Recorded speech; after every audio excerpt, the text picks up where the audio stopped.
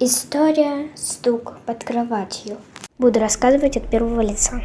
Я живу в старинной многоэтажке, но в нашем городе она стоит очень долго.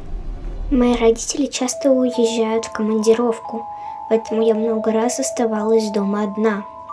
Если что, звала подругу, но в этот раз мне не разрешили ее позвать. Вроде бы все было хорошо. Днем я кушала, смотрела фильм.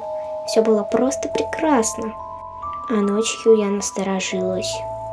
Как бешеная начала бегать по всему дому, смотреть, закрыла ли я везде замки или нет. Никогда такого со мной не было. И закрыла дверь на все 3 замка. Но почему-то я все еще боялась. Была какая-то тревога. Моя комната расположена так, что я могу просто наклонить голову в сторону двери и увидеть, что происходит в коридоре. И вот я сижу в наушниках и смотрю ТикТок. Случайно повернув голову, я увидела что в коридоре кто-то стоит.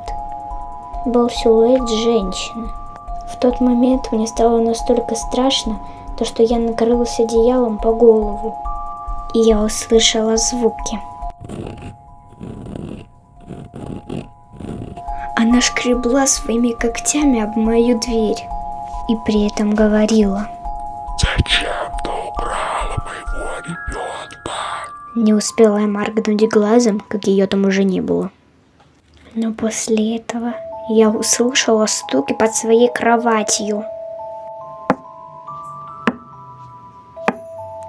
Сначала они были самыми обычными, а потом это перешло в азбуку Морзе.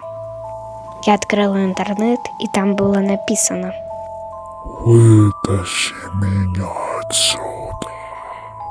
Как-то я проспала эту ночь, а когда приехали родители, я им все рассказала, но они мне не поверили. Но каждый раз, когда я остаюсь одна дома, я уговариваю их позвать подругу, потому что боюсь встретить ее снова.